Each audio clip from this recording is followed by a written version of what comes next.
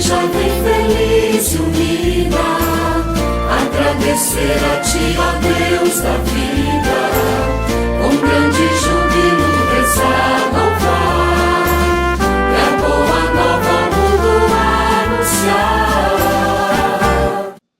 Olá, meus irmãos, minhas irmãs, muito bom dia. Bem-vindos à nossa comunidade em oração desta quarta-feira, dia 3 de setembro. Com muita alegria que aqui acolhemos a você, que nos acompanha diariamente pela Rádio Nova Onda e também pelas mídias sociais da nossa paróquia São Pedro de Baixo Guandu. É sempre uma alegria podermos iniciar o nosso dia colocando a nossa vida diante da graça do Senhor, consagrando a Ele os nossos trabalhos, tudo aquilo que fizermos ao longo deste dia. E no dia de hoje nós nos alegramos com a Fátima Arçari Faquete, a Cornélia Lopes, a Clementina Gardi, a Verônica Bose, a Rosângela Tomasi e ao Jaques Vago, que fazem aniversário. Aqui fica o nosso abraço, nossos votos de muita saúde, muitas bênçãos a cada um de vocês e a todos que fazem aniversário neste dia. Aqui no dia de hoje também rezamos pelos nossos enfermos, de modo especial pela recuperação do Michael, ele que é aqui da nossa comunidade matriz, e também da senhora Elizabeth Duque Bussolar, que passou por uma cirurgia e também encontra-se em processo de recuperação. Fica aqui as nossas orações e que a bondade de Deus possa restabelecer a saúde não somente deles, mas de todos aqueles que contam e que esperam as nossas orações. No dia de hoje, a Igreja celebra a memória de São Gregório Magno, Papa e Doutor da Igreja. Pedro foi a pedra sobre a qual o cristianismo se edificou, mas isso foi usada uma argamassa feita da dedicação e da fé de muitos cristãos que o sucederam. Assim, a Igreja Católica se fez grande devido aos grandes papas que teve, dentre os quais temos o Papa Gregório, chamado o Magno, ou seja, o maior de todos, em sabedoria, inteligência e caridade. Nascido em 540, na família Anícia, de tradição na corte romana, muito rica, influente e poderosa, Gregório registrou de maneira indelével sua passagem na história da Igreja, deixando importantíssimas realizações, como, por exemplo, a instituição da observância do celibato, a introdução do Pai Nosso na missa e o famoso canto gregoriano.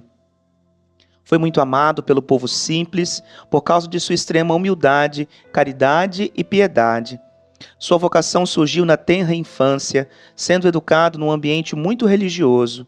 Sua mãe Sílvia e duas de suas tias paternas, Tarsila e Emiliana, tornaram-se santas. As três mulheres foram as responsáveis também por sua formação cultural. Quando seu pai Jordão morreu, Gregório era muito jovem, mas já havia ingressado na vida pública sendo o prefeito de Roma. Nessa época, buscava refúgio na capital um grupo de monges beneditinos, cujo convento, em Monte Cassino, fora atacado pelos invasores longobardos. Gregório, então, deu-lhes um palácio na colina do Célio, onde fundaram um convento dedicado a Santo André. Esse contato constante com eles fez explodir de vez sua vocação monástica. Assim, renunciou a tudo e foi para o convento que permitira fundar, onde vestiu o hábito beneditino. Mais tarde, declararia que seu tempo de monge foram os melhores anos de sua vida. Como sua sabedoria não poderia ficar restrita apenas a um convento, o Papa Pelágio nomeou para uma importante missão em Constantinopla. Nesse período, Gregório escreveu grande parte de sua obra literária.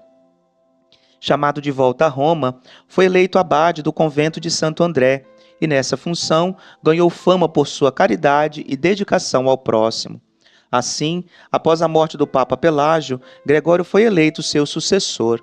Porém, de constituição física pequena, e já que desde o nascimento nunca teve boa saúde, relutou em aceitar o cargo. Chegou a escrever uma carta ao imperador pedindo que o liberasse da função. Só que a carta nunca foi remetida pelos seus confrades e ele acabou tendo que assumir um ano depois, sendo consagrado em 3 de setembro de 590. Os 14 anos de seu pontificado passaram para a história da Igreja como um período singular. Papa Gregório levou uma vida de monge, dispensou todos os leigos que serviam no palácio, exercendo um apostolado de muito trabalho, disciplina, moralidade e respeito às tradições da doutrina cristã. No comando da Igreja, orientou a conversão dos ingleses, protegeu os judeus da Itália contra a perseguição dos hereges e tomou todas as atitudes necessárias para que o cristianismo fosse respeitado por sua piedade, prudência e magnanimidade. Morreu em 604, sendo sepultado na Basílica de São Pedro. Os registros mostram que durante o seu funeral, o povo já aclamava Santo o Papa Gregório Magno, honrando-o com o título de Doutor da Igreja. Sua festa ocorre no dia em que foi consagrado Papa. Com certeza, para nós, um homem santo, de um exemplo muito fecundo para a vida da Igreja, que ainda nos alcança. E olhando para a vida de Gregório Magno, de São Gregório Magno, queremos rezar ao Senhor pedindo também pelo nosso caminho de santidade, colocando a nossa vida, sobretudo, com caridade e no serviço aos mais fragilizados. Ave Maria, cheia de graça, o Senhor é convosco. Bendita sois vós entre as mulheres, e bendito é o fruto do vosso ventre, Jesus. Santa Maria, Mãe de Deus, rogai por nós, os pecadores, agora e na hora de nossa morte. Amém. Nossa Senhora da Saúde, rogai por nós. São Gregório Magno, rogai por nós. E para a nossa reflexão hoje, meus amados irmãos e irmãs, temos o Evangelho de Lucas, no capítulo 4, versículos de 38 a 44. O Senhor esteja convosco, Ele está no meio de nós. Proclamação do Evangelho de Jesus Cristo, segundo Lucas. Glória a vós, Senhor. Naquele tempo, Jesus saiu da sinagoga e entrou na casa de Simão. A sogra de Simão estava sofrendo com febre alta e pediram a Jesus em favor dela. Inclinando-se sobre ela, Jesus ameaçou a febre e a febre a deixou. Imediatamente, ela se levantou e começou a servi-los. Ao pôr do sol, todos os que tinham doentes atingidos por diversos males os levaram a Jesus. Jesus colocava as mãos em cada um deles e os curava. De muitas pessoas também saíam demônios gritando: Tu és o Filho de Deus. Jesus os ameaçava e não os deixava falar, porque sabiam que ele era o Messias. Ao raiar do dia, Jesus saiu e foi para um lugar deserto. As multidões o procuravam e, indo até ele, tentavam impedi-lo que os deixasse. Mas Jesus disse: Eu devo anunciar a boa nova do reino de Deus também a outras cidades, porque para isso é que eu fui enviado. E pregava nas sinagogas da Judéia. Palavra da salvação. Glória a vós, Senhor. Meus amados irmãos e irmãs, só é possível reconhecer a Jesus Cristo no caminho. Lucas é esse evangelista de modo exemplar, de modo claro. Reconhecer a Jesus que se manifesta, que se propõe, que cura, que ensina, que ora, que faz tudo acontecer neste movimento do caminhar humano. Só é possível reconhecer a Jesus com os pés na estrada. Poderíamos dizer assim que o caminho é que vai dizer aquilo que deve ser realizado por cada um de nós. E isso Jesus faz de modo muito bonito e ao mesmo tempo muito fecundo, porque quando ele passa pelo caminho, todos aqueles que o buscam, ele não coloca para fora, muito pelo contrário, ele acolhe, ele toca, ele transforma a realidade até então doente e marginalizada de cada um destes que a bondade de Deus apresenta ao longo de seu caminho. Mas ao mesmo tempo, ele não fica paralisado diante dessas obras ou diante daquilo que o caminho mesmo propõe para ele. Ele diz que é preciso ir sim a outras cidades. E aí, quando nós olhamos para a nossa comunidade de fé, nós temos a clareza também da nossa identidade.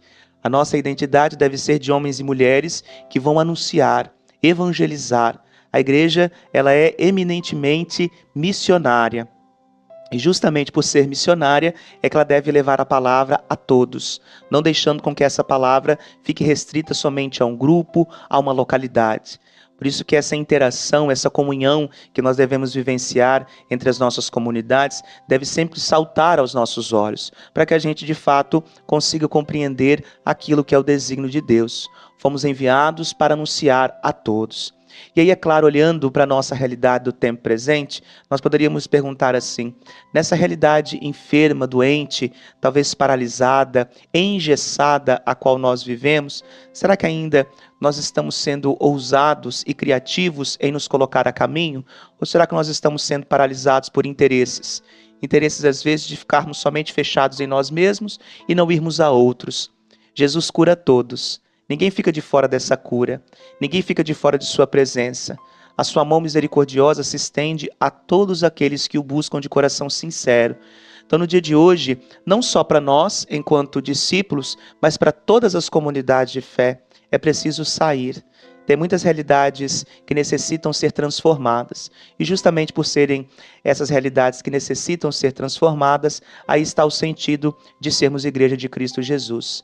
Então que no dia de hoje nós possamos abrir os nossos olhos a isso e deixarmos com que a palavra de Deus passe por nós, transforme nossa vida e alcance aqueles os quais a bondade de Deus deseja transformar. E nesta quarta-feira, às 7 horas da manhã, Padre Oliveira celebra no Lar Santa Terezinha. Às 3 horas da tarde, eu celebro na Capela do Hospital, a Capela São Camilo. E às 19 horas, me reúno com o Conselho da Comunidade São Sebastião de Mascarenhas. Então essa é a nossa agenda paroquial para o dia de hoje. E é claro, você podendo participar, fica o convite, não só a você, mas também a toda a sua família. O Senhor esteja convosco, Ele está no meio de nós. Por intercessão de São Gregório Magno, abençoe-vos o Deus Todo-Poderoso, o Pai, Filho e Espírito Santo. Amém. Muitíssimo obrigado pela sua companhia. Desejo a você uma excelente quarta-feira no coração de Deus, no amor de nossa Mãe Maria. E amanhã nos vemos novamente. Um grande abraço. Tua igreja, Senhor.